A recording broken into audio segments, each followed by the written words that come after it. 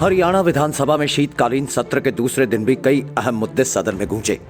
विधानसभा में प्रश्नकाल के दौरान विपक्ष के विधायकों ने सत्ताधारी पार्टी को सवालों के घेरे में खड़ा कर दिया। सराना से विधायक बलबीर सिंह ने अपने हलके में खराब सड़कों की मरम्मत और सड़कों के पुनर्निर्माण का मुद्दा उठाया। इस पर उप मुख्यमंत्री दुष्यंत चौटाला ने कहा कि 5 सड़कों पर काम चल रहा है, बाकी सड़कों का काम विधायक को मिलने वाली 25 करोड़ की राशि के तहत करवाया जाएगा। माननीय अध्यक्ष महोदय, माननीय साथी ने 11 सड़कें आपके सामने अभी रखी, जिसमें से 8 पीडब्ल्यूडी की है और 3 मार्केटिंग बोर्ड की सड़कें हैं। उसमें से 5 सड़कें आज भी डिफेक्ट लायबिलिटी पीरियड के अंदर है और उन पे ऑलरेडी काम चल रहा है। जहां पैचवर्क की जरूरत है वहां पर 2 ऐसी सड़कें जिनमें रेगुलर पैचवर्क भी हो रहा है। एक सड़क माननीय विधायक की ऑलरेडी टेंडर्ड है, 2 जो 25 करोड़ के अंदर विधायक ने लिखवाई है, 2 सड़कें उसमें डाली गई है और एक सड़क नाबार्ड की जो हमारी ग्रांट है उसके तहत ऑलरेडी अप्रूव कर दी गई है। जैसे ही केंद्र से पैसा आएगा उसके अंदर टेकअप कर लेंगे। रायपुर रानी में ब्लड बैंक बनाने की उठी मांग को लेकर हरियाणा के गृह एवं स्वास्थ्य मंत्री अनिल विज ने जवाब देते हुए कहा कि हरियाणा में 140 ब्लड बैंक हैं।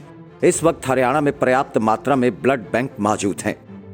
हमारे प्रदेश में 140 ब्लड बैंक हैं, जिसमें से 32 गवर्नमेंट सेक्टर में हैं और 108 प्राइवेट सेक्टर में हैं। इन 140 बैंकों में जो ब्लड कंपोनेंट सेपरेटर है की फैसिलिटी है वो 113 ब्लड बैंकों में हैं, 20 गवर्नमेंट के अस्पतालों में हैं और 93 प्राइवेट अस्पतालों में हैं। और अगर हम WHO की गाइडलाइन के मुताबिक देखें तो 1% की पॉपुलेशन के मुताबिक सर प्रदेश में जो रिक्वायरमेंट है वो 3,30,000 बनती है और प्रदेश में आज जो हमारे पास फैसिलिटी अवेलेबल है वो 4,25,000 की है।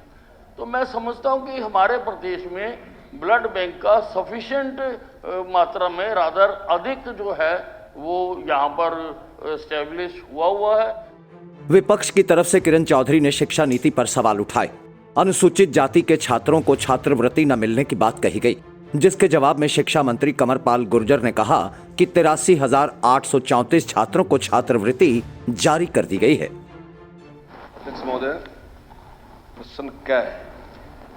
शैक्षणिक वर्ष 2020-21 में प्रदेश में अनुसूचित जाति से संबंधित विद्यार्थियों की संख्या 95,052 थी, जिनमें से 83,834 विद्यार्थियों को छात्रवृत्ति जारी कर दी गई है।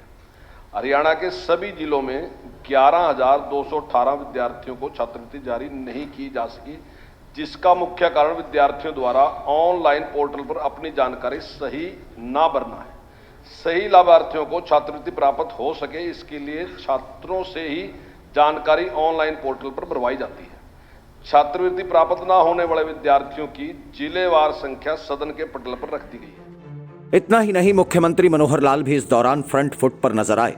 विपक्ष को करारा जवाब देते हुए उन्होंने कहा कि हमारे एक्शन से विपक्ष बौखला गया है, क्योंकि सरकार ने भ्रष्टाचारियों पर लगाम लगाने का काम किया है।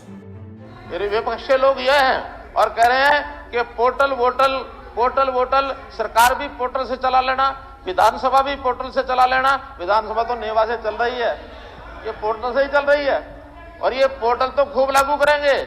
इन पोर्टल से ही ये भ्रष्टाचार का जो खाना है ये सब खत्म करेंगे और ये पोर्टल के माध्यम से ही जो बेरोजगारी, मैं कह रहा हूं हमने इतना कर दिया है कि इसकी तकलीफ इतना कर दिया है कि तकलीफ क्यों हो रही है? तकलीफ इसलिए हो रही है कि जो इनके सहारे से जो लोग एक फौज खड़ी हुई थी, जो कमीशन खाने और जो तरह तरह की दलालियां करनी, आज वो सारी खत्म हो रही है और सब लोग बेरोजगार हो रहे हैं। वो बेरोजगार का आंकड़ा बार बार इसीलिए गिना रही है कि लोग बेरोजगार हो गए। तो इस बेरोजगारी की लंबी लाइन जो उस प्रकार के लोग हैं उनकी सबकी लगने वाली है। तो हरियाणा विधानसभा के शीतकालीन सत्र की दूसरे दिन की कार्रवाई भी काफी हंगामेदार रही। विपक्ष ने कई अहम मुद्दों पर सरकार को घेरा, तो वहीं सीएम से लेकर डिप्टी सीएम तक सभी सवालों के जवाब देते नजर आए। फिलहाल 3 दिन के सत्र में कई मुद्दे उठने हैं और कई अब तक उठाए भी जा चुके हैं। देखना होगा कि तीसरे दिन सदन में किन मुद्दों पर चर्चा और किन मुद्दों पर बहस देखने को मिलती है। Bureau report, daily post.